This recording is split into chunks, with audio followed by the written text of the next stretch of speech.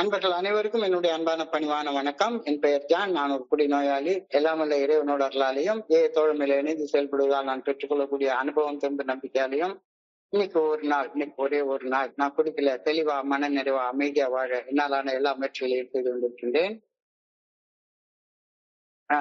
நண்பர் கேசவன் குறிப்பிட்டது போல இன்றைக்கு போஸ்ட் அவங்களை காணோம். அதனால நண்பர்கள் எல்லாருமே உங்களை மியூட்ல நீங்க வச்சுக்க உங்களால எல்லா முயற்சிகளையும் செய்து கொள்ளுங்க.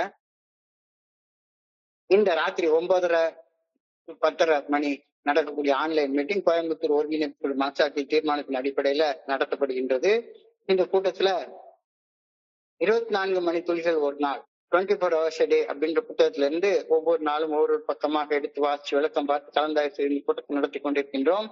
அதன் தொடர்ச்சியாக நம்ம இன்றைக்கு வந்தடைந்திருக்கிற பக்கம் ஜூலை மாதம்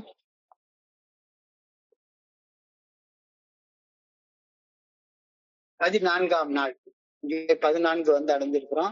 ஸோ இந்த சிந்தனைய முதல்ல நம்ம வாசிச்சு அதற்கு அப்புறமாக அதற்கான விளக்கத்தை பார்த்து கலத்தாய்வு செய்து இந்த கூட்டத்தை நடத்தி கொள்வோம். ஸோ இந்த பக்கத்தை வாசிக்கிறதுக்காக நண்பர் கேசவன் உங்க கேள்வி இருக்கா? அது வாசிக்கிறதுக்கு இருக்கு சார் நன்றி. அதை வாசிக்குமாறு அன்போட பணியோட கேட்டுக்கொள்றேன். கேசவன் அதை வாசிங்க ப்ளீஸ். Thank you sir. வணக்கம் நண்பர்களே, என் பேர் கேசவன். நான் ஒரு குடிநோயாளி. 24 மணி துளிகள் ஒரு நாள், ஜூலை 14. ஏஏ தோழமையின் இன்றைய சிந்தனை. ஏஏ தோழமை பரிந்துரைக்கும் 12 படிகள்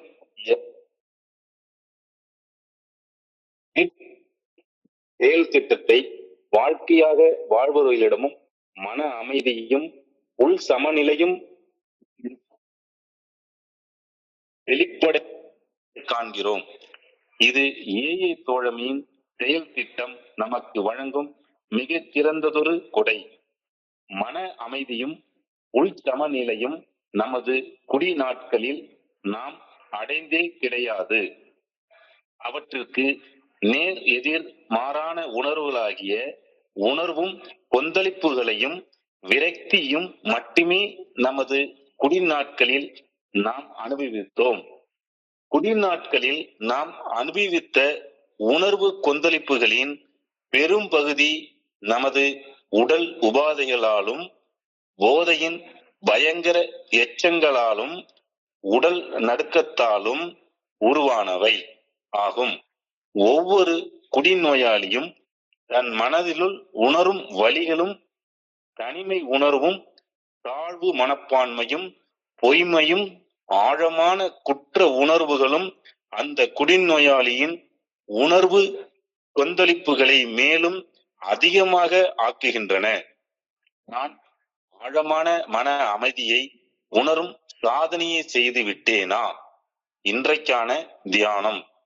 ஒரு தனி மனிதனாக என் சக மனிதர்களிடம் நான் கொண்டிருக்கும் உறவுகளின் உருவாகும் சிக்கல்களை தீர்ப்பதில் இறையருள் பேராற்றலின் நல்ல ஒழுங்கான வழிகாட்டுதலை கேட்டு பெற என்னை நானே அனுமதித்துக் கொள்ள வேண்டும்.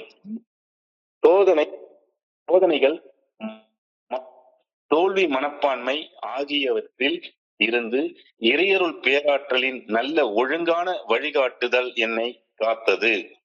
இந்த உண்மையை அறிந்து நான் அகமகிழ வேண்டும். இறையருள் பேராற்றலின் நல்ல ஒழுங்கான வழிகாட்டுதலை சார்ந்து அதற்கு பணிந்து முன்னேறி செல்ல வேண்டும். அப்படி முன்னேறினால் ஒரு குறிப்பிட்ட ஒரு நாளில் இறையருள் பேராற்றல் என்னை அரவணைத்து பாதுகாப்பது சாத்தியப்படும்.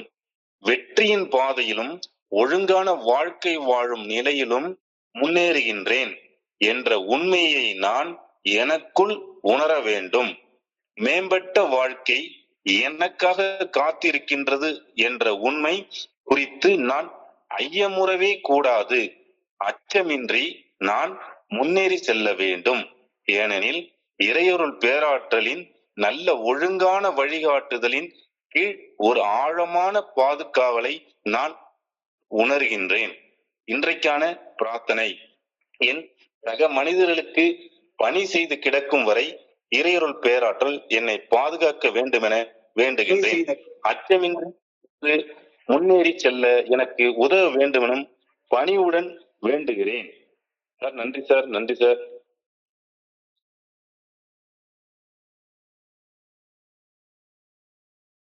நன்றி கேசவன், நன்றி கேசவன், நன்றி கேசவன், நன்றி பிரகாஷ், நன்றி பிரகாஷ். நண்பர்கள் அனைவருக்கும் என்னுடைய அன்பான பணிவான வணக்கங்களை ஒரு முறை தெரிவித்துக் கொள்றேன். மீண்டும் ஒரு முறை தெரிவித்துக் கொள்றேன். என் பெயர் ஜான். நான் ஒரு குடிநோயாளி. எல்லாம் வல்ல இறைவனோட அருளாலையும் தோழமையில இணைந்து செயல்படுவதால் நான் பெற்றுக்கொள்ளக்கூடிய அனுபவம் தெம்பு நம்பிக்கையாலையும் இன்னைக்கு ஒரே ஒரு நாள் நான் குடிக்கல, தெளிவா மன நிறைவா அமைதியா வாழ என்னாலான எல்லா முயற்சிகளையும் செய்து கொண்டிருக்கின்றேன். நான் முத சாராயம் குடிச்சது என்னுடைய 19வது வயசுல. நான் என்னுடைய 19வது வயசுல மோசம் செய்யும் அந்த முதல் கோப்பை சாராயத்தை குடிச்சேன். கிட்டத்தட்ட அந்த 19 வயசு வரைக்கும் நான் ரொம்ப அதிதீவிர மனக்குழப்பங்கள், சஞ்சலங்கள் இதெல்லாம் ரொம்ப அனுபவிச்சது கிடையாது. நல்லா படிச்சேன். தமிழ்நாட்டுல ஒரு நல்ல உயர்ந்த ஒரு காலேஜ்ல எனக்கு சீட்டு கிடைக்குது. இப்போ என்னுடைய 19 வயசு வரை என்னுடைய மன அமைதியும் என்னுடைய உள்ள சமநிலையும் பெரிதாக பாதிக்கப்படல. ஆனா 19 வயசுல கோப்பை சாராயத்தை குடிச்சதுக்கு அப்புறமாக கிட்டத்தட்ட 20 வருஷ காலம் நான் தொடர்ந்து குடிச்சிருக்கேன். 39 வயசு வரை நான் குடிச்சிருக்கேன். குடி நோயாளியாக மாறி இருக்கேன். 19 வயசுல இருந்து 39 வயசு வரை 20 வருடங்கள் குடிச்சு நான் குடி நோயாளியாக மாறினதுக்கு அப்புறமாக கொஞ்சம் கொஞ்சமா என்னுடைய மன அமைதியும் அந்த உள்ள சமநிலையும், ஈக்வானிமிட்டி ஆஃப் மைண்ட் அப்படின்னு சொல்லக்கூடிய உள்ள சமநிலையும் மிகப்பெரிய அளவுல பாதிக்கப்பட்டிருக்கு. கடைசி அதுவும் குடி நோயாளியா எப்ப மாறினேன்னு எனக்கு தெரியாது. அந்த 20 வருட காலத்துல ஏதோ ஒரு காலகட்டத்துல நான் குடி நோயாளியா மாறி இருக்கேன். நான் குடி நோயாளியா மாறினதுக்கு அப்புறமாக மனசுக்குள்ளார அமைதியவும் உள்ளத்துக்குள்ளார உணர்வுகள்ல ஒரு சமநிலையவும் நான் அனுபவிச்சதே கிடையாது. என்னுடைய மன அமைதியும் என்னுடைய அந்த உள்ள சமநிலையும் மிகப்பெரிய அளவுல பாதிக்கப்பட்டது அப்படின்றதுல சந்தேகமே கிடையாது. தோழமையில என்னுடைய 39வது வயசுல நான் வந்து சேர்ந்தேன். தோழமையில என்னுடைய 39வது வயசுல நான் வந்து சேர்ந்த போது என்னுடைய மன அமைதி மிக மோசமான நிலைமையில இருந்துச்சு. மிக மோசமான பாதிப்புக்கு உள்ளாகி இருந்துச்சு. என்னால ஒரு செகண்ட் கூட மன அமைதியோட இருக்கவே முடியாது. எப்ப பார்த்தாலும் மனசுக்குள்ளார ஒரு குழப்பம், ஒரு போராட்டம், ஏதாவது ஒரு சிக்கல் இருந்துகிட்டே இருக்கும். சதா சர்வ காலமும் மனசுல ஒரு போராட்டம். என்ன செயல் செஞ்சாலும் சரிதான். ஒரு வகையான இருமன தன்மை என் மனசுல நிலவின காரணத்தினால என்னுடைய உள்ள சமநிலை பாதிக்கப்பட்டு மனம் பக்குவப்படாம இருந்துச்சு. செயலாற்றுவதற்கு துணிச்சல் கிடையாது. எதை செஞ்சாலும் ஒரு கோழையான மனப்பான்மை. எந்த செயல் செய்யறது சரி, எந்த செயல் செய்யறது தப்பு அப்படின்னு பகுத்தறியக்கூடிய ஞானம் மருந்து கூட கிடையாது. மனப்பக்குவம் கிடையாது, குழப்பமான மனசு, துணிச்சல் கிடையாது, கோழையான மனசு, ஞானம் கிடையாது, முட்டாள்தனமான ஒரு செயல்பாடு. இதுதான் நான் குடி நோயாளியாக தோழமையில வந்து இணைஞ்சப்ப என்னுடைய இருந்த மனநிலை. தோழமை பரிந்துரைக்கக்கூடிய 12 படிகள் அடங்கிய மீட்பின் செயல் திட்டத்தை வாழ்க்கையாக வாழ்வதால ஒரு தனி மனிதனாகிய நான் பெறவல்ல மிகச்சிறந்த உன்னதமான விஷயம் என்னன்னு கேட்டா மன அமைதி, உள்ள சமநிலை, மாற்ற முடியாததை ஏற்றுக்கொள்ளக்கூடிய மனப்பக்குவம், மாற்றக்கூடிய துணிச்சல், எது மாற்றக்கூடியது எது மாற்ற முடியாதது அப்படின்னு பகுத்தறியக்கூடிய ஒரு ஞானம்.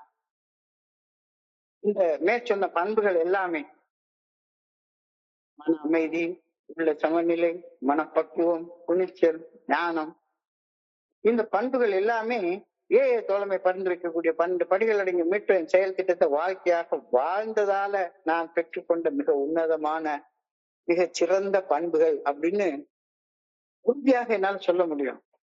கண்டிப்பாக சொல்ல முடியும். ஆனா போராட்டம் இல்லாத ஒரு மன அமைதி, உள்ள சமநிலையிலான ஒரு மனப்பக்குவம், நிகழ்காலத்துல சரியான செயலை தேர்வு செய்து செயல்படக்கூடிய துணிச்சல், எது சரி எது தவறு அப்படின்னு பகுத்தறியக்கூடிய ஞானம், எல்லாம் ஃபெல்லோஷிப்புக்கு வந்து தோழமை பரிந்துரைக்கக்கூடிய இந்த 12 படிகள் அடங்கிய மீட்படையும் செயல் திட்டத்தை வாழ்க்கையாக வாழ ஆரம்பிச்சதுக்கு அப்புறம் தான் எனக்கு கிடைக்கவே ஆரம்பிச்சது. அது வரைக்கும் எனக்கு மனக்குழப்பம் தான் இருந்துச்சு, மன போராட்டம். பார்த்தாலும் மனசுக்குள்ளார ஒரு இருமன தன்மை, ஒரு டைலமா, எது சரி எது தப்புன்னே தெரியாது. இது பிடிக்காதது மட்டும்தான் தெரியும். சரி தப்புன்னு செய்யவே இப்ப மனசுக்குள்ளார தோணவே தோணாது. பிடிச்சது பிடிக்காது அது மட்டும் தான் தோணும். இந்த நிலைமையிலதான் நான் தோழமைக்குள்ளார வந்து இணைஞ்சேன். மனப்பக்குவ பிரார்த்தனையை பயன்படுத்தி மனித மனசுல உருவாகக்கூடிய உணர்வு தடுமாற்றங்களையும் உணர்வு கொந்தளிப்புகளையும் மனித மனதின் அதிதீவிரமான எதிர்பார்ப்புகளையும் கையாள்வதை எப்படி அப்படின்ற நடைமுறை செயல்பாடு எனக்கு தெரியவே தெரியாது.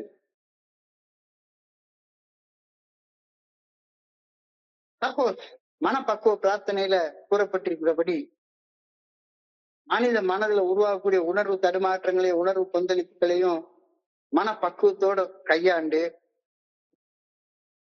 எது சரி எது தவறு அப்படின்னு பகுத்தறிஞ்சு சரியான செயலை செய்தும் தப்பான செயலை செய்யாமலும் வாழ்ற வாழ்க்கையை தொகுத்து பார்த்தா அந்த தொகுப்பு தான் தோழமை பரிந்துரைக்கக்கூடிய 12 படிகள் அடங்கிய மீட்படையும் செயல் திட்டமாக இருக்கும் அப்படின்றத ஆழமாக சிந்திச்சு பார்த்து இன்னைக்கு சிந்தனையில தொகுத்து கொடுக்கப்பட்டிருக்கிறது அப்படின்னு நான் புரிஞ்சு கொள்றேன். அதுதான் முதல் வார்த்தை. One of the best things about AA program is the peace of mind and serenity that it can bring us. தோழமையுடைய 12 படிகள் அடங்கிய மீட்படையும் செயல் திட்டம் ஒரு தனி மனுஷனுக்கு வழங்கக்கூடிய மிகச்சிறந்த ஒரு விஷயம், மிக உன்னதமான ஒரு விஷயம் என்னன்னா, அந்த 12 படிகள் அடங்கிய மீட்படையும் செயல் திட்டத்தை வாழ்க்கையாக வாழக்கூடிய மனுஷன் ஒரு பக்குவப்பட்ட மனசோட, நீச்சலோட, ஞானத்தோட, மன அமைதியோட நிச்சயமா வாழ்வான், உள்ள சமநிலையோட வாழ்வான். இதுதான் தோழமை பரிந்துரைக்கக்கூடிய 12 படிகள் அடங்கிய மீட்படையும் செயல் திட்டம் ஒரு தனி மனுஷனுக்கு வழங்கக்கூடிய மிகச்சிறந்த மிக உன்னதமான விஷயம் அப்படின்ற கருத்து இன்னைக்கு சொல்லப்பட்டிருக்கிறது. முதல் வரியாக சொல்லப்பட்டிருக்கிறது. One of the best things about AA program is the peace of mind and serenity that it can bring to us. வாழ்க்கைய அதனது போக்குல அப்படியே ஏற்றுக்கொள்றது மற்றும் மனித மனதில் நிறைந்திருக்கும் ஆசைகளையும் இச்சைகளையும் சரியாக நிர்வகிக்க மனப்பக்குவ பிரார்த்தனையை பயன்படுத்துவது ஃபெல்லோஷிப் வந்ததுக்கு அப்புறம் தான் எனக்கு சாத்தியப்படவே ஆரம்பிச்சது. வாழ்க்கை ஒரு காட்டாறு மாதிரி போயிட்டே இருக்குது. என்ன நடக்கும் ஏது நடக்கும் யாருக்கும் தெரியாது. எங்கே வாழ்க்கை தொடங்கும், அது எங்கே எவ்விட முடியும், இதுதான் பாதை இதுதான் பயணம் என்பது யாருக்கும் தெரியாது. பாதையெல்லாம் மாறி வரும், பயணம் தொடர்ந்து வரும். மாறுவதை புரிந்து கொண்டால் மயக்கம் தெளிந்துவிடும். If you understand the difference, உனக்கு குழப்பமே இருக்காது. டிஃபரன்ஸ் அண்டர்ஸ்டாண்ட் பண்ண முடியாத ஒரே காரணத்தினாலதான மனசு குழப்பப்படுது. இப்போ வாழ்க்கையை அதனது போக்கில் ஏற்றுக்கொள்வது மற்றும் மனித மனதில் நிறைந்திருக்கும் ஆசைகளை இச்சைகளை சரியாக நிர்வகிக்க மனப்பக்குவ பிரார்த்தனையை பயன்படுத்துறது, இதெல்லாம் கொஞ்சம் கொஞ்சமா நான் ஃபெல்லோஷிப்ல வந்ததுக்கு அப்புறம் தான் கத்துக்கிட்டேன். மனப்பக்குவம், துணிச்சல், ஞானம், இந்த 3 ஆன்மீக பண்புகளையும் பணிஞ்சு கடவுள்கிட்ட வேண்டி பெற்றுக்கொண்டு என்னுடைய சக மனிதர்களையும் சூழ்நிலைகளையும் கட்டுப்படுத்த முயற்சிக்க நினைக்காமல் முயற்சிப்பதை நிறுத்திட்டு உணர்வு தடுமாற்றங்களை சமநிலைப்பட்டு மனப்பக்குவத்தை அடையும் போது வாழ்க்கை சிறந்ததாக உன்னதமாக இருக்கிறத நம்மளால பார்க்க முடியும். இந்த 3 தான் அடிப்படை தேவை. அதனாலதான் இந்த 3ஐயும் அந்த பிரார்த்தனையில கேட்கிறோம். பக்குவப்பட்ட மனசு, பக்குவப்பட்ட மனசால மாற்ற முடியாத ஏத்துக்கிறோம், மாற்ற முடியாத கடந்த காலத்தை ஏற்றுக்கொள்றோம். துணிச்சல் துணிச்சல் நிறைஞ்ச மனசால நிகழ்காலத்துல எது சரி எதிர்ப்பு அப்படின்னு பகுத்தறிஞ்சு சரியான காரியங்களை செய்யறதுக்கு துணிச்சலை உண்டாக்கிக்கிறோம். தப்பான காரியங்களை செய்யாம இருக்கிறதுக்கும் துணிச்சலை உண்டாக்கிக்கிறோம். சரியானதை செஞ்சு தப்பானதை செய்யாம இருந்தா கேவலமா இருந்த கடந்த காலம் பிரகாசமான ஒளிமயமான எதிர்காலமாக மாறும் அப்படின்னு பகுத்தறியக்கூடிய ஞானத்தையும் நாம பெற்றுக்கொள்றோம். நான் எந்த விதமான ஆழமான பிரச்சனைகள்ல கஷ்டப்பட்டு கொண்டிருந்தாலும் நான் கஷ்டப்பட்டு கொண்டு இருக்கின்றேன் அப்படின்றத மனப்பக்குவத்தோடு ஏற்றுக்கொள்றது அந்த ஆழமான பிரச்சனைகளில் இருந்து விடுபடுவதற்கான முதல் படி. ரொம்ப சிம்பிள் ஸ்டெப். ரொம்ப சிம்பிள் ஸ்டெப். எவ்வளவு பெரிய பிரச்சனை இருக்கட்டும், எவ்வளவு பெரிய பிரச்சனையா இருக்கட்டும், எனக்கு கேன்சர் வியாதியே வந்ததாக இருக்கு, நான் ஒரு ஆழமான பிரச்சனையில கஷ்டப்பட்டு கொண்டிருந்தாலும் நான் கஷ்டப்பட்டு கொண்டிருக்கின்றேன் அப்படின்றத மனப்பக்குவத்தோடு ஏற்றுக்கொள்றதுதான் என்னுடைய ஆழமான பிரச்சனையில இருந்து விடுபடுவதற்கான முதல் படி. இல்லாட்டி போனா முதல் படியிலே அடி எடுத்து வைக்க முடியாது. முதல் படியிலே அடி எடுத்து வைக்க முடியாது. இதுல சந்தேகம் கொஞ்சம் கூட கிடையாது. மறுத்து கொண்டிருந்தால் இல்ல இல்ல எனக்கு பிரச்சனை இல்லை, எனக்கு பிரச்சனை இல்லை, எனக்கு பிரச்சனை இல்லைன்னு மறுத்துக்கிட்டே இருந்தேன்னு வைங்களேன், கடைசி வரைக்கும் முதல் படியிலேயே அடி எடுத்து வைக்க முடியாம பிரச்சனைகள்லயே அமிழ்ந்து செத்து போயிடுவேன்.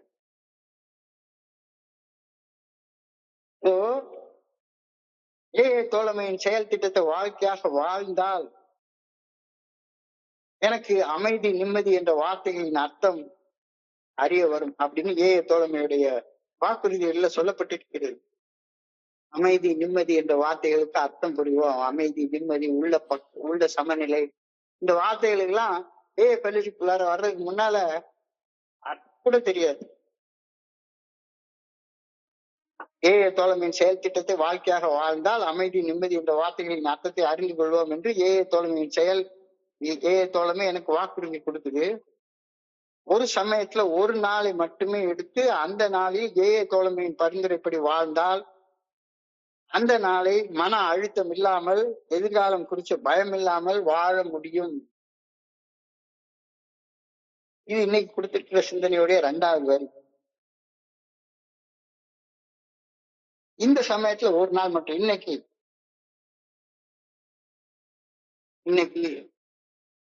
ஜூலை மாசம் 8ஆம் தேதி, இந்த 8ஆம் தேதியை மட்டும் எடுத்து இன்னைக்கு ஒரு நாள் மட்டும் நான் ஃபெலோஷிப் பரிந்துரைக்கக்கூடிய இந்த 12 படிகள் மீட்படையும் செயல் திட்டத்திற்கு இன்னைக்கு ஒரு நாள் வாழ்வேன் அப்படின்னு நான் முடிவெடுத்து வாழ்ந்தா இன்னைக்கு ஒரு நாள் எந்த வகையான டிப்ரெஷனும் இல்லாம மன அழுத்தம் இல்லாம இந்த ஒரு நாளை என்னால வாழ முடியும் அப்படின்னு சிந்தனையில சொல்லுது. The inner tranquility is often described as one of the most rewarding aspects of a sober life. The inner tranquility அப்படின்னா ஆழ்மன அமைதி. ஆழ்மன அமைதி ஆழ்மன அமைதி தான் தோழமை பரிந்துரைக்கக்கூடிய 12 படிகள் இன்னைக்கு மீட்படையும் செயல் திட்டத்தை வாழ்க்கையாக வாழ்வதால ஒரு குடிநோயாளி பெற்றுக்கொள்ளக்கூடிய மிகப்பெரிய மிகப்பெரிய மிக மிக பெரிய பரிசு அப்படின்னு ஃபெலோஷிப் நமக்கெல்லாம் சொல்லுது. ஆனா குடி வாழ்க்கையில நம்ம அனுபவிச்சது என்ன அப்படின்னு சொல்லி யோசிச்சு பார்ப்போமே. குடி வாழ்க்கையில நாம அனுபவிச்சது இதற்கு நேர் எதிர்மாறான ஒண்ணு. இங்க மன நிம்மதி நிறைவு சந்தோஷம் இதை அனுபவிக்கிறோம் அப்படின்னா, குடி வாழ்க்கையில இதுக்கு நேர் எதிர்மாறாக மனக்குழப்பம் மன போராட்டம் ஆழமான மன அழுத்தம் விரக்தி இதை மட்டும் தானே அனுபவிச்சுட்டு இருந்தோம். So in my drinking days, I had exactly the opposite. Turmoil.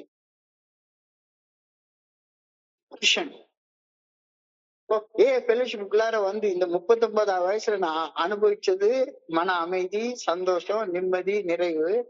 ஆனா குடிச்சிட்டு இருந்த அந்த குடி நாட்கள்ல நான் அனுபவிச்சது மனக்குழப்பம் மன போராட்டம் உணர்வு கொந்தளிப்பு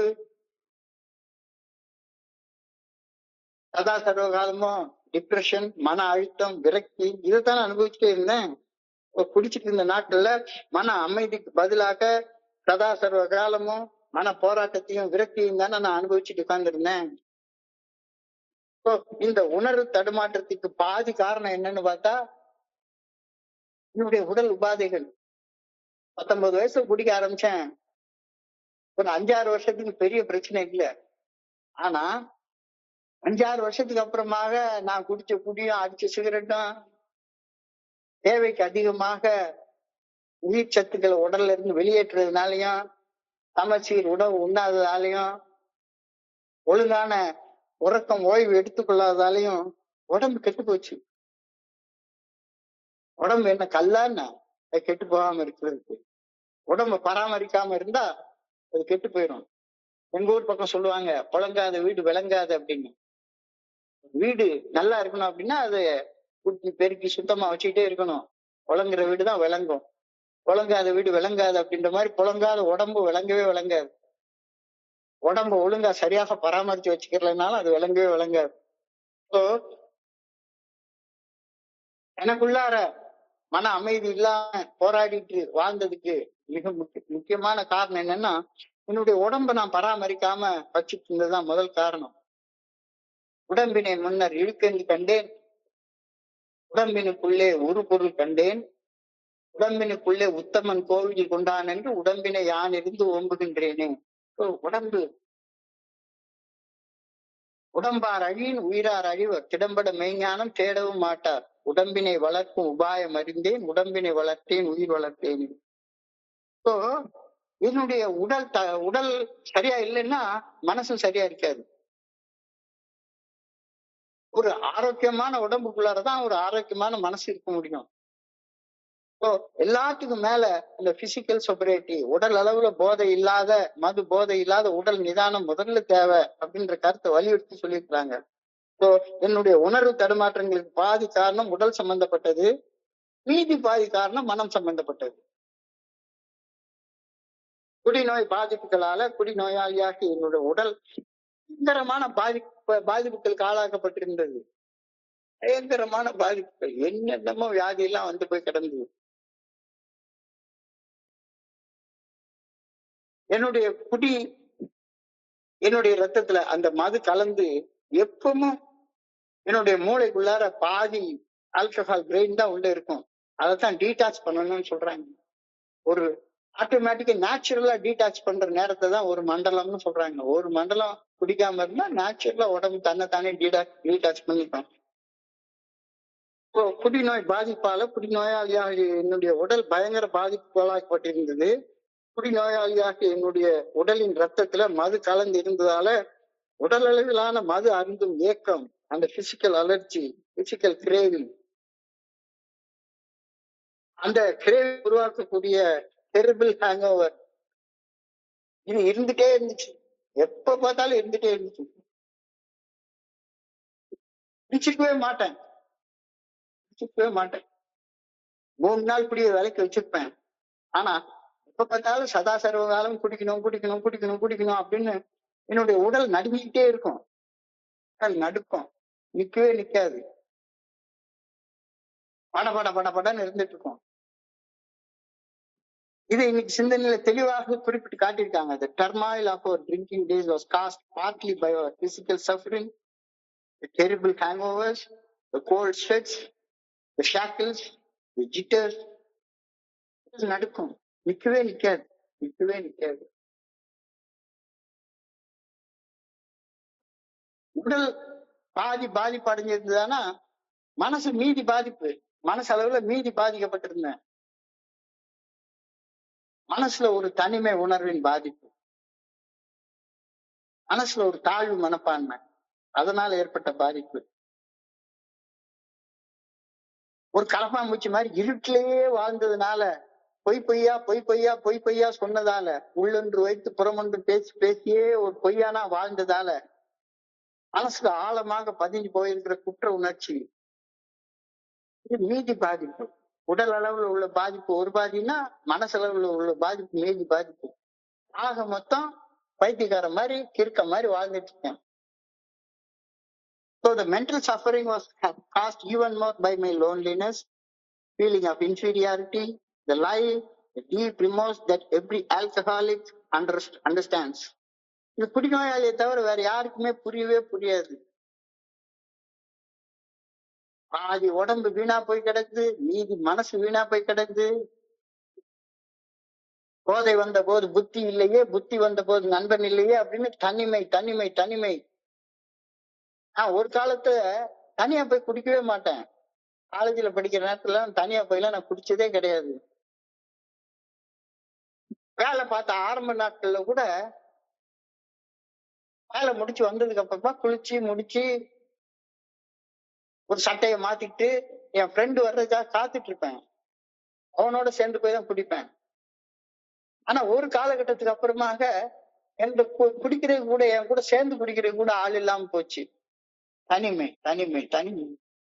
mental suffering was caused even more by being loneliness. என்கிட்ட யாருமே சேர்ந்து குடிக்க மாட்டேங்கிறாங்களே அப்படின்னப்ப எனக்குள்ளார ஒரு தாழ்வு மனப்பான்மை, ஒரு இன்ஃபீரியாரிட்டி. எல்லாரும் நல்லா இருக்காங்க, நான் மட்டும் நல்லா இல்லை அப்படின்ற ஒரு தாழ்வு மனப்பான்மை. குடிக்கிறதுக்காக சொன்ன பொய்கள், நடிச்ச நாடகம், உள்ள ஒண்ணு வச்சு வெளியே ஒண்ணு பேசின அந்த கபட நாடகங்கள், அந்த கபட நாடகங்கள் உருவாக்குன ஆழமான குற்ற உணர்ச்சி, இதையெல்லாம் நான் உங்ககிட்ட சொன்னா புரிஞ்சுக்க முடியும். ஈவன் என்னுடைய மனைவி கிட்ட சொன்னா கூட புரிஞ்சுக்க மாட்டாங்க. இதெல்லாம் ஒரு நோய், இதுக்கு போய் இவ்வளவு பேசிக்கிட்டு அப்படின்னு சொல்லி. ஒரு நண்பர் கேட்டாரு, சார் என்ன சார் டெய்லி 9:30 மணிக்கு 10:30 மணி வரைக்கும் அங்க யார் சார் வந்து இதெல்லாம் கேட்டுட்டு இருப்பாங்க? ஒரு வகையான என்டர்டைன்மெண்ட் இல்லாம ஒரு ஷேரிங், தினமும் நம் சிந்தனைக்கு மாதிரி 24 hours a டேன்னு சிந்தனை, தியானம், பிரார்த்தனை அப்படின்னு சொல்லி என்னென்னமோ பேசிட்டே இருக்கீங்களே, இதெல்லாம் யாராச்சும் கேட்பாங்களா சார்? குடிச்சிட்டு இருக்க மனுஷனால இப்படிப்பட்ட பகிர்வுகளை கேட்க கூட மனசு வரவே வராது. ஏன்னா தனிமையில அவ்வளவு வாடி போய் உட்கார்ந்துருப்பான். இன்னும் உடம்புல உள்ள சாராயத்தோட மிச்சம், அதோடைய போதையோடைய எச்சம் இருந்துகிட்டே இருக்கும். இவன் ரெஸ்ட் ஆஃப் த லைஃப் இன்னும் இவங்கள மாதிரி சாமியார் மாதிரி வாழணுமா அப்படின்ற நினைப்பே அவனு டயர்ட் ஆக்கி விட்டுறான். வேண்டாம் வேண்டாம் வேண்டாம் வேண்டான்றான். இன்னைக்கு இதெல்லாம் சொல்லிட்டு ஒரு கேள்வி கேட்கிறாங்க, அவை அச்சீவ்டு பீஸ் ஆஃப் மைண்ட், உள்ளத்துல சமநிலைய, உள்ளத்துல போராட்டம் இல்லாத மன அமைதிய நீ அடையிறத சாதிச்சிட்டியா? நான் ஆழமான மன அமைதியை உணரும் சாதனையை செய்து விட்டேனா? Have achieved peace of mind. இல்ல இன்னும் உடம்பளவுல பாதிப்பு இருந்துட்டே இருக்கு, மனசளவுல பாதிப்பு இருந்துட்டே இருக்கு, இன்னமும் தனிமையை உணர்ந்துட்டே இருப்பேன், இன்னமும் எல்லாத்தோட தாழ்மையானவன்ற தாழ்வு மனப்பான்மை எனக்குள்ளார இருந்துட்டே இருக்கு, இல்ல இன்னமும் கரப்பாம்பூச்சி மாதிரி இருட்டு வாழ்க்கைதான் வாழ்ந்துட்டே இருக்கேன், இன்ஃபீரியாரிட்டியா வாழ்ந்துட்டே இருக்கேன், இன்னமும் என் மனசுக்குள்ளார குற்ற உணர்ச்சி எல்லாம் இருந்துட்டே இருக்கு அப்படின்னு தியானத்துக்கு கடந்து போகும். ஒரு தனி மனிதனாக எனக்கு என்னை சுற்றி வாழக்கூடிய என்னுடைய மனிதர்களோட அன்போடையும் நட்போடையும் உறவுக்குள்ள ஒரு நல்ல ஒழுங்கான வழிகாட்டுதல் தேவைப்படுகிறது. எனக்கு பிடிச்சவனெல்லாம் நண்பன் ஆக்கிக்கிறது பிரச்சனையே கிடையாது. வா நண்பா, அப்படியே இன்னைக்கு ஒரு நாளைக்கு பைக் எடுத்துட்டு அப்படியே குத்தாலம் வரைக்கும் போயிட்டு, நல்ல சீசன் அங்க இருக்குன்னு சொல்றாங்க, குளிச்சுட்டு பார்டர் பரோட்டா கடையில போய் 4 பரோட்டாவும் நாட்டுக்கோழி வறுவல் வாங்கி சாப்பிட்டு வருவோம் வா அப்படின்னு சொன்னா, உடனே பைக் எடுத்துட்டு கொண்டாட்டி சாப்பிட்டா என்ன சாப்பிட்டாட்டு என்ன அப்படின்னு புறப்பட்டு போற மனுஷனாக இருக்கிற ரொம்ப ஈஸி. யாரு கூட நட்பு வச்சுக்கணும், யாரு கூட உறவு வச்சுக்கணும், என்ன மாதிரியான நட்புறவு எனக்கு இருக்கணும், இதுக்கான நல்ல ஒழுங்கான வழிகாட்டுதல் இல்லாம என்னால ஒரு ஃப்ரெண்டோட ஃப்ரெண்டா என்னால இருக்கவே முடியாது. ஒரு தனி மனிதனாக எனக்கு என்னை சுற்றி வாழும் என் சக மனிதர்களோட யாரு கூட அன்போட நட்போட ஒரு நல்ல உறவு வச்சுக்கணும், எந்த செயல்களை தவிர்க்கணும் அப்படின்றதுக்கான நல்ல ஒழுங்கான வழிகாட்டுதல் ரொம்ப அவசியமாக தேவைப்படுகிறது. ஒரு தனி மனிதனாக என்னுடைய தன்னலம் மற்றும் தன்முனைப்புடன் நான் செயல்படும் போது என் சக மனிதர்கள் அனைவருடனும் ஒரு நிபந்தனையற்ற அன்பு செலுத்துறதுங்கிறது எனக்கு ஒரு நல்ல ஒழுங்கான வழிகாட்டுதல் இல்லாம, ஒரு அன்பான ஆதரவு இல்லாம ஒரு ஸ்பான்சர்ஷிப் இல்லாம எனக்கு சாத்தியப்படவே படாது. சாத்தியப்படவே படாது. கண்டிப்பா படாது. கடவுள், ஆண்டவர், இறைவன், இறையர் பேராற்று என் மீது செலுத்தக்கூடிய நிபந்தனையற்ற அன்பை புரிந்து கொள்ளாமல் என் சக மனிதர்களை என்னால் நிபந்தனை இல்லாமல் அன்பு செய்ய முடியவே முடியாது. நான் என் பக்கத்துல இருக்கிற என்னுடைய சக மனிதனை அன்பு செய்யணும் அப்படின்னு சொன்னா, கடவுள் என்னை அன்பு செய்யறாருன்ற அன்பை நான் புரிஞ்சு கொண்டா மட்டும்தான் அந்த அன்பை செய்யவே முடியும். இல்லாட்டி போனா பொண்டாட்டி அன்பு செய்யறது கூட சாத்தியப்படவே படாது. நான் பொண்டாட்டி எதுக்கு அன்பு செஞ்சேன் அப்படின்றது எனக்கு நல்லா தெரியும். கல்யாணமான ஆரம்ப காலகட்டத்துல என் பொண்டாட்டி அன்பு செய்யறதே நாட்டில் அல்வாவுக்கும் ஒரு முளை மல்லிப்பூவுக்கு மட்டும்தான். வேற எதுக்காகவும் அன்பு செய்யறதே கிடையாது. அப்ப இறையர் பேராற்றல் என் மீது செலுத்தும் நிபந்தனையற்ற அன்பை புரிந்து கொள்ளாமல் என் சக மனிதர்களை, ஏன் என்னுடைய பொண்டாட்டியை கூட என்னால அன்பு செய்ய முடியாது. முடியவே முடியாது. நான் என்னுடைய கடந்த காலத்துல செய்த அட்டூழியங்கள், அசிங்கங்கள், அவமானங்கள், இதெல்லாம் கடவுள், இறைவன், இறையர் பேராற்றல் ஞாபகத்துல வச்சிட்டு இருந்தா என்னை இந்நேரத்துக்கு சாவடிச்சு துறதுக்குள்ள போட்டுக்கணும். இனி அன்பு செஞ்சு ஒரு மனுஷனாக வாழ வச்சு அழகு பார்த்துட்டா இருப்பாரு. நான் செய்த அசிங்கமான அவமான காரியங்களை, அட்டூழியங்களை நினைவுல வச்சிட்டு இருந்தா என்னை யார் அன்பு செய்ய முடியும்? என்னை யார் அன்பு செய்ய முடியும்? கடவுளே கூட அன்பு செய்ய முடியாது. கடவுளே கூட அன்பு செய்வது சாத்தியப்படவே படாது. இது போல இப்ப நான் என்னுடைய சக மனிதர் ஒருவர் செய்து கொண்டு இருக்கின்ற அட்டூழியங்களை நினைச்சு பார்த்தா என்னால ஒருத்தர் கூட அன்பு செய்ய முடியாது. ஒருத்தர் கூட அன்பு செய்ய முடியாது.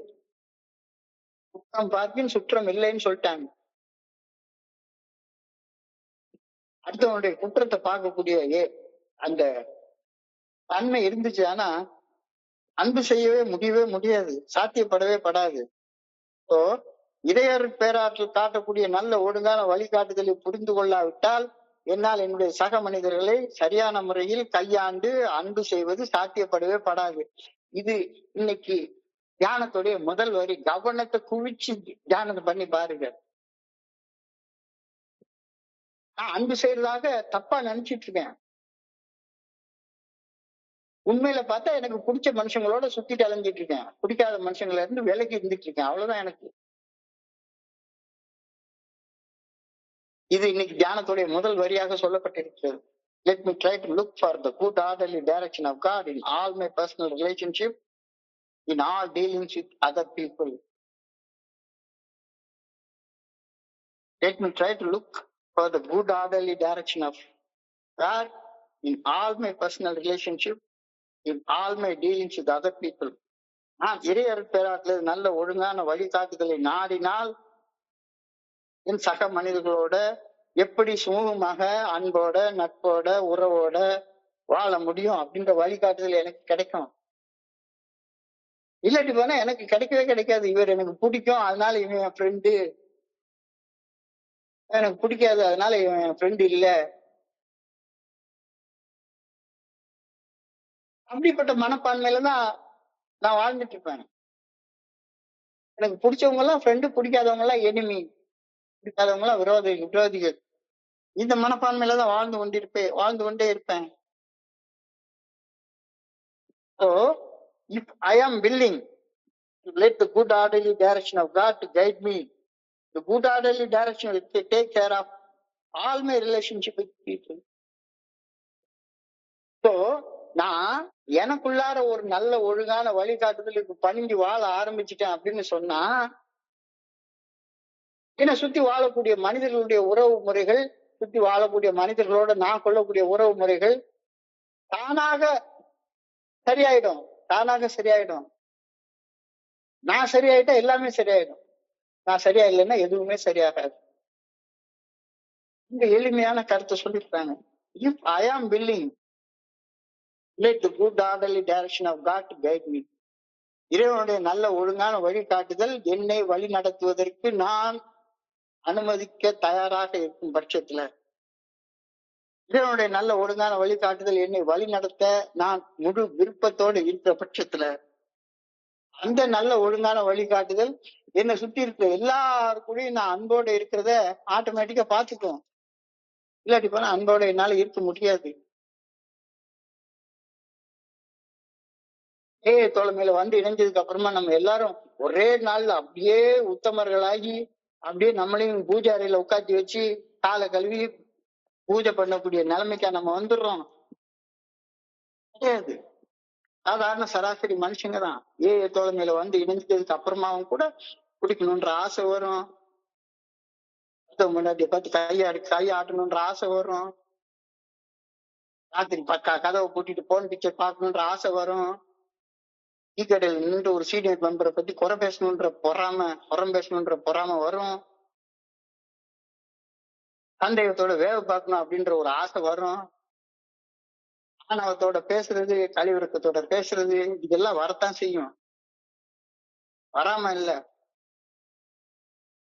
நான் கடந்த 30 வருஷமாக குடிக்காம இருந்துட்டு வாழ்ந்து வந்தா கூட உணர்ச்சிகள் தடுமாறத்தான் செய்யுது.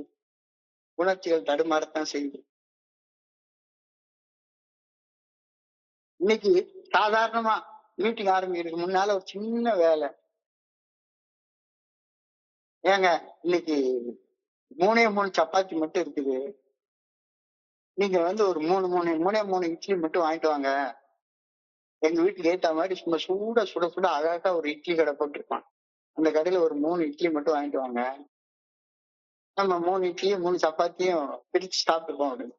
நான் 3 இட்லிக்கு வாங்குறதுக்கு பதிலாக அவன்கிட்ட போய் சொல்லிட்டு 5 இட்லி 2 வடை கொடு அப்படின்னு சொன்னா அவன் 5 இட்லி 2 வடையை கட்டிட்டான். உடனே என்னுடைய மனைவி பஞ்சாயத்து ஆரம்பிச்சிட்டாங்க. உங்கள்கிட்ட என்ன சொன்னேன்? 3 இட்லி மட்டும்தான். ஏமா கடையில போய் நின்று வெறும் 3 இட்லி கட்டுன்னு சொல்றதுக்கு ஒரு மாதிரி இருந்து 5 இட்லி 2 வடைன்னு சொன்னேன், கட்டி கொடுத்தேன். ஏங்க அந்த அளவுக்கு கௌரவம் பார்த்துட்டு அலையறீங்க? 3 இட்லி வேணும்னா 3 இட்லி மட்டும் கேட்டு வாங்கிட்டு வேண்டியானு. அவன் கேட்டா தரமாட்டேன்னு சொல்ல போறான்? அதெல்லாம் ஒண்ணும் சொல்ல மாட்டான். கொஞ்ச நேரம் வார்த்தை தடிச்ச உடனே நான் சொன்னேன், இது விடம்மா, 2 இட்லி தானே, எடுத்து டிஃபன் பாக்ஸ்ல மூடி வை, காலையில 2 இட்லி நான் சாப்பிட்டுக்கிறேன். இப்பவும் உணர்வுகள் தடுமாறத்தான் செய்யுது. நாங்க 2 பேர் தான் வீட்டுல இருக்கோம். வெறுமனே சாதாரண உப்பு பெறாத சமாச்சாரத்துக்காக சண்டைகள் வரத்தான் செய்யுது. சண்டைகள்ல சில நேரங்கள்ல கொஞ்சம் கோபமா கத்தி பேசத்தான் செஞ்சிடறேன், தவறுகள் செய்யத்தான் செய்யறேன். சோதனைகள் தோல்விகள் நேர்கின்ற நேரங்களில் கூட இறையருக்கு நல்ல ஒழுங்கான வழிகாட்டுதல் எனக்குள்ளார இருந்துட்டு இப்ப உடனே என்ன தெரியுமா, இப்ப என்ன 2 இட்லி தானே, ஒரு பிரச்சனையும் இல்ல, முடிஞ்சா இன்னைக்கே நானே சாப்பிட்டுறேன், இன்னும் 3 இட்லி சாப்பிடுறது போல கூட 2 இட்லி சாப்பிட வேண்டியதானே, சாப்பிட்டுறேன். இப்போ சேதங்கள் தோல்விகள் நேர்கின்ற நேரங்களில் கூட இறையற பேராற்றில் நல்ல ஒழுங்கான வழிகாட்டுதல் என்னுடனேயே இருந்து மிகப்பெரிய சேதங்கள் நேராதவாறு எனக்கு நல்ல ஒழுங்கான வழியை காட்டி என்னை காப்பாத்திட்டே வருது அப்படின்றது எனக்கு புரியுது இல்ல. புரிஞ்ச உடனே சந்தோஷமா என் மனைவிட்ட அப்படி தலையை தடவி கொடுத்து, தெரியாம வாங்கிட்டேன், அடுத்த தடவை நான் கேட்டு வாங்கிட்டு வந்துடுறேன்னா, சரி பரவாயில்ல வாங்க, நீங்க 4 இட்லி சாப்பிடுங்க, நான் 1 இட்லியும் 2 சப்பாத்தியும் சாப்பிட்டுக்கேன் அப்படின்னு சொன்னாங்க. சாப்பிட்டா முடிஞ்சு போச்சு. So I rejoice that the good orderly direction of God has protected me from temptation and failures. தோல்விகள்ல இருந்தும் சோதனைகள்ல இருந்தும் தொடர்ந்து என்னை காப்பாத்திட்டே இருக்கிறதுக்காக கடவுளுக்கு நன்றி சொல்றப்ப வாழ்க்கை ஆனந்தமாக மாறுது. நான் செய்ய வேண்டியதெல்லாம் என்ன? இறையறப்பேராட்சி நல்ல ஒழுங்கான வழிகாட்டுதல் என்னுடைய மனசாட்சியின் மூலமாக வெளிப்படுத்தப்படுகின்றது என்ற உண்மையை உறுதியாக நம்பி மனசாட்சி உறுத்தும் செயல்களை செய்யாமலும் மனசாட்சி சரி என சொல்லும் செயல்களை செய்து வாழ்றதுதான். இதுதான் பணிவு, இதுதான் பயபக்தி. பணிவுடனும் பயபக்தியுடனும் இருக்கும்போது இறையறப்பேராற்றில் எல்லா வகையான கடுமையான சூழ்நிலைகளிலும் என் கூட இருந்து என்னைய பாதுகாக்குது. எனக்கு தேவைப்படுறதெல்லாம் அந்த பணிவு, அந்த பயபக்தி, அது மட்டும்தான். இதை நான் உறுதியாக நம்பலாம். ஆனா பயபக்தியும் பணிவோடையும் நான் செயல்படாம இருக்கிறப்ப இறைவனுடைய பாதுகாவல் எனக்கு கிடைக்கும் அப்படின்றத நான் எடுத்துக்கொள்ள முடியாது. என்னுடைய பாதுகாவல் வேணும்னா எனக்கு பணிவு வேணும், பயபக்தி வேணும். இல்லாட்டி போனா நான் எனக்கு ப்ரொடெக்ஷனே கிடையாது. God can protect me from all situations during the day if I will rely on his strength and go forward. இறையர் பேராற்றின் நல்ல ஒழுங்கான வழிகாட்டுதல் மனசாட்சியின் மூலமாக வெளிப்படுத்தப்படுகின்றது என்று நம்பி அணிவுடன் வாழ்வதுதான், அதுதான் ப்ராப்பர் வே ஆஃப் லிவிங். அதுதான் சரியான வாழ்க்கை முறை, அதுதான் சரியான நெறியான முறை. இப்படின்றதுல கவனத்தை குறிச்சு நீ தியானிச்சு பாரு. நீ மட்டும் இறைவனுடைய அந்த நல்ல ஒழுங்கான வழிகாட்டுதலுக்கு பணிஞ்சு செய்துட்டேன்னா வாழ்க்கையில பாதுகாப்புன்றது கண்டிப்பாக இருந்து கொண்டே இருக்கும். இல்லாட்டி போனா பாதுகாப்பான சூழ்நிலையில வாழ முடியாது. I should never doubt that better things are ahead for me. நாளைக்கு என்ற நாள், நேற்று என்ற நாள் கூட பிரகாசமாக இருக்கும், ஒளிமயமாக இருக்கும் அப்படின்றது சந்தேகமே படக்கூடாது. நான் என்ன நினைக்கிறேன், அவ்வளவுதான், வாழ்க்கை முடிஞ்சு போச்சு, இது நாளைக்கு மோசமான நாளா தான் இருக்கும், இன்னைக்கு எல்லாத்தையும் சாப்பிட்டு முடிச்சிடணும். என்னுடைய அம்மா கேட்பாங்க சின்ன வயசுல பேராசையோட பிரியாணி வச்சா, டேய் வயிறு கொள்ற மட்டும்தான்டா சாப்பிட முடியும், மனுஷன் போதும்னு ஒரே ஒரு நேரத்துலதான் சொல்லுவான், இதுக்கு மேல சாப்பிட்டா வயிறு வெடிச்சிடும் அப்படின்னு சொல்ற நேரத்துலதான் சாப்பிட்டது நிறுத்துவான். போதும், தேவையான அளவு இருக்கு, போதும், நாளைக்கு இன்னைக்கு விட நல்லா இருக்கும் அப்படின்னு உறுதியாக நம்பு. இந்த நம்பிக்கைய ஒரு நாளை செதைச்சு விட்டுறாத. I may just go forward unafraid because I feel deeply safe under the protection of the good orderly direction of God. கடவுளுக்கு பயந்து பணிஞ்சு பக்தியோட நான் செயல்படுற நேரத்துல என்னுடைய எதிர்காலம் நிகழ்காலத்தை விட பெட்டரா இருக்கும் அப்படின்ற நம்பிக்கை வரணும். வயசாயிட்டே போயிட்டே இருக்கு, எந்த வகையில என்ன வியாதி வந்து சாக போறணும் அப்படி பயந்துட்டே இருந்தேன்னா என்னத்துக்கு ஆகுது, எனக்கு தான் செய்யறதுக்கு இன்னைக்கு வேலை இருக்க. போற அன்னைக்கு பேசாம லோடே கிடையாது, வான்னு சொன்னா இருக்கிற எல்லாத்தையும் அப்படியே துறை போட்டுட்டு போயிட்டே இருக்க போறோம் கூட, அவ்வளவுதானே. இதுல என்ன பயம் வேண்டி கிடக்கு? அழகான சிந்தனையை கொடுத்துட்டாங்க. இந்த சிந்தனையை தொடர்ந்து இன்றைக்கான பிரார்த்தனையை கொடுத்துருக்காங்க. இன்றைக்கான பிரார்த்தனையில I pray that God may protect and keep me as long as I try to serve him. எனது சக மனிதர்களுக்கு பணி செய்து கிடைக்கும் வரை இறையர் பேராற்றலை பாதுகாக்க வேண்டும் என பணியோடு வேண்டிக் கொள்கின்றேன். I pray that I may go forward today unafraid. அச்சமின்றி பயமில்லாம இன்னைக்கு எனக்கு கொடுக்கப்பட்டிருக்கும் நாள்ல முன்னேறி செல்ல எனக்கு உதவ வேண்டும் என ஆண்டவா உண்மை பணியோடு வேண்டிக் கொள்கின்றேன் அப்படின்ற கருத்தை எனக்கு சொல்லிட்டாங்க. இன்றைய சிந்தனைய சுருக்கமாக பார்த்தோம்னா, நான் குடிக்க ஆரம்பிச்சது என்னுடைய 19வது வயசுல. அது வரைக்கும் எனக்கு பெருசாக மனக்குழப்பங்கள் மன போராட்டங்கள் இருந்த மாதிரி தெரியல. 19 வயசுல இருந்து 39 வயசு வரைக்கும் 20 வருஷங்கள் குடிச்சேன். 39வது வயசுல ஏய தோழமையில வந்து இணையிறப்ப மனசு நிறைஞ்ச போராட்டம், அமைதியே கிடையாது. எதை செஞ்சாலும் சரிதான் ஒரு தைலமா இரு மனத்தன்மை. எதை செஞ்சாலும் மீட்டிங் போகணுமா வேண்டாமா, அதுலயும் ஒரு இரு மனத்தன்மை. நான் வாழ்ந்துட்டே இருந்தேன். ஏய தோழமை பரிந்துரைக்கக்கூடிய 12 படிகள் அடங்கிய மேற்படையும் செயல் திட்டத்தை வாழ்க்கையாக வாழ்வதால் எனக்கு ஒரு தனி மனிதனாகி எனக்கு ஒரு உன்னதமான வாழ்க்கை கிடைக்குது. One of the best things about the AA program is the peace of mind and serenity that it can bring to us. ஏய தோழமையில வந்து சேர்றதுனால நமக்கு கிடைக்கக்கூடிய அந்த மிக உன்னதமான பரிசு என்னன்னு கேட்டா மன அமைதியும் நிம்மதி நிறைவு சந்தோஷம் இதுதான். மனப்பக்குவம் துணிச்சல் ஞானம் ஆகிய ஆன்மீக பண்புகளை பணிந்து வேண்டி என்னுடைய சக மனிதர்களின் சூழ்நிலைகளையும் கட்டுப்படுத்த முயற்சிக்காமல் உணர்வு தடுமாற்றங்கள்ல சமநிலைப்பட்டு மன அமைதி பெறப்பட்டு ஒரு நிம்மதியான வாழ்க்கை வாழ்றதுக்காக தானே ஏஏ ஃபெலோஷிப் வர்றோம். இல்ல குடிநாட்டுல இருந்த மாதிரி அதே குழப்பம் நிறைஞ்ச மனசோட அதே டைலமாவோட வாழ்றதுக்காக வந்திருக்கிறோம். அப்ப என்னுடைய அந்த மன அமைதி கெட்டு போய் மனக்குழப்பத்தோட உணர்ச்சி தடுமாற்றத்தோட நான் வாழ்ந்து கொண்டிருந்ததற்கு உடல் ரீதியான காரணங்கள் பாதினா மன ரீதியான காரணங்கள் மீதி.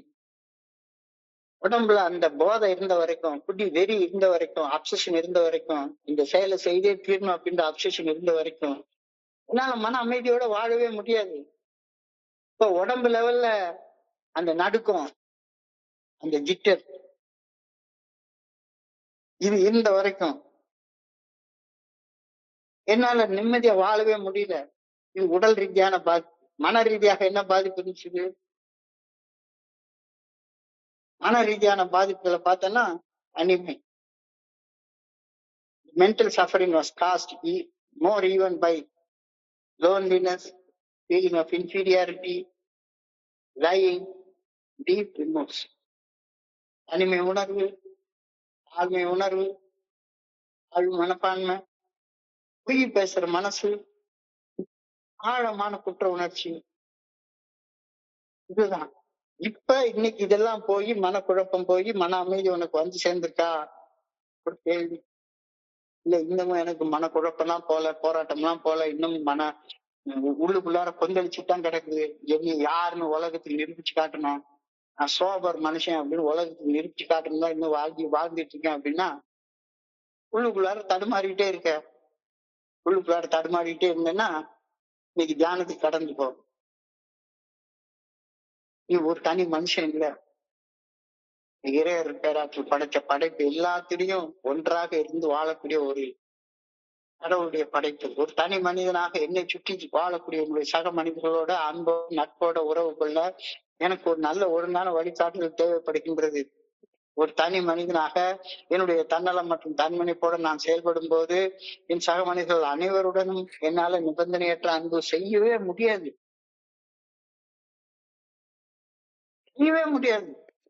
எனக்கு எப்படா ஷேரிங் கிடைக்கும்னு நினைச்சிட்டு இருக்கிறவனுக்கு அடுத்தவனுடைய ஷேரிங்க காது கொடுத்து கேட்க எப்படி முடியும்? இறையர் பேராற்றல் என் மீது செலுத்தக்கூடிய நிபந்தனையற்ற அன்பை நான் புரிந்து கொள்ளலைன்னா என்னால இறைவனுடைய படைப்பு எது மேலேயும் அன்பு செலுத்தவே முடியாது. ஃபர்ஸ்ட் கடவுள் உன் மேல எவ்வளவு அன்பு செலுத்துறான்னு தெரிஞ்சுக்கோ. எவ்வளவு அட்டூழியம் பண்ணிருப்ப, இதையெல்லாம் பொருட்படுத்தாம ஒண்ணு இன்னைக்கு ஒரு சிங்கிள் பீஸா வச்சு பாக்குறாருல. அப்ப கடவுளுடைய அன்பை நான் புரிஞ்சு கொண்டேன்னா கடவுள் என்னுடைய சக மனிதன் செஞ்சிருக்கக்கூடிய அட்டூழியத்தையும் நினைக்கல, அவனே அன்பு செய்யறார் அப்படின்ற அந்த கருத்து புரியும். ஒன்னாலே அவன் நிபந்தனை இல்லாம அன்பு செய்யறது சாத்தியப்பட ஆரம்பிக்கும். அதுக்கு நல்ல ஒழுங்கான வழிகாட்டுதல் கடவுள்கிட்ட கேளு. Let me try to look for the good orderly direction of God in all personal relationship, in dealing with all people living around me. If I am willing to let the good orderly direction of God to guide me, the good orderly direction of God will take all relationship problems. என்ன நடந்தாலும் சரிதான், எல்லாம் சரியாயிரும், எல்லாம் சரியாயிரும், எல்லாம் சரியாயிரும். தோழமையில வந்து இணைஞ்ச உடனே நம்ம புனிதர்கள் ஆயிட மாட்டோம். உணர்வு தடுமாற்றங்கள் அப்படி நின்று போயிடாது. உயிர் இருக்கிற வரைக்கும் உணர்ச்சி இருந்துட்டே தான் இருக்கும். உணர்ச்சி இருந்துட்டு இருக்கிற வரைக்கும் ஒன்று ரெண்டு தப்பு நடந்துகிட்டே தான் இருக்கும். சோதனைகள் தோல்விகள் நேர்ந்த நேரங்களிலும் கூட இறையர் பேராற்றில் நல்ல ஒழுங்கான வழிகாட்டுதல் என்னுடனேயே கூட இருந்து மிகப்பெரிய சேதங்கள் நிகழாதவாறு என்னை காப்பாத்திட்டே இருக்கிறது. அதற்காக நன்றியோடு அகமகிழ்கின்றேன். I rejoice that the good orderly direction of God has protected me from temptation and failures. இப்ப நான் செய்ய வேண்டியதெல்லாம் என்ன? இறையர் பேராற்றில் நல்ல ஒழுங்கான வழிகாட்டுதல் என்னுடைய மனசாட்சியின் மூலம் வெளிப்படுத்தப்படுகின்றது என்ற உண்மையினை உறுதியாக நம்பி மனசாட்சி உறுத்தக்கூடிய செயல்களை செய்யாமலும் மனசாட்சி சரி என சொல்லும் செயல்களை செய்தும் செயல்பட வேண்டியது. இதுதான் பணிவு, இதுதான் பக்தி, இதுதான் பயம். கடவுளுக்கு பயப்படுதலே ஞானத்தின் ஆரம்பம் சொல்றாங்க. பணிவு பய பக்தி இருக்கும்போது இறையர் பேராற்றல் எந்த ஒரு கடுமையான சூழ்நிலைகளையும் என்னை பாதுகாக்கும்.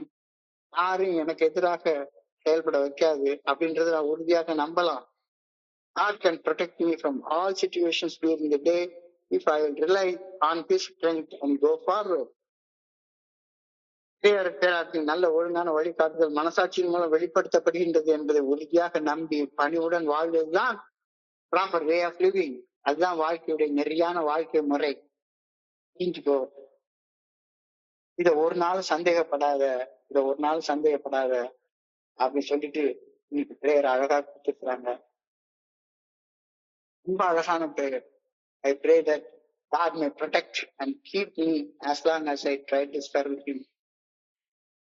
இறைவனுக்கும் இறைவனுடைய படைப்புக்கும் பணி செய்து கிடக்கும் வரை இறைவன் என்னை பாதுகாப்போட வைத்திருப்பார் அப்படின்னு உறுதியாக நம்பணும் அப்படின்னு ஆண்டவா உண்மை வேண்டிக் கொள்கின்றேன். I pray that I may go forward towards Him unafraid. பயம் இல்லாம துணிச்சலோட பக்குவத்தோட வாழ்க்கை பயணத்துல முன்னேறி போகணும்னு ஆண்டவா உண்மை பணியோட வேண்டிக் கொள்கின்றேன் என்றாரு. இப்போ இன்றைய சிந்தனையை படிக்கிறப்ப என் மனதை கடன் சென்ற சிந்தனைகளோ பகிர்ந்து கொள்ளும் நல்ல வாழ்க்கை உருவாக்கி கொடுத்து குழுவிற்கு என்று மிக பணிவான நன்றிகளை தெரிவித்துக் கொள்றேன். இதுவரைக்கும் பொறுமையாக கேட்ட ஒவ்வொரு நண்பருக்கும் என்னுடைய பணிவான நன்றிகள். இந்த இரவு பொழுது நண்பர்களுக்கு இனிமையான இரவாக அமைய பணியோட வேண்டிக் கொள்கின்றேன். நன்றி நன்றி நன்றி நன்றி நன்றி நன்றி நன்றி. வாழ்க வளமுடன். Thank you so much.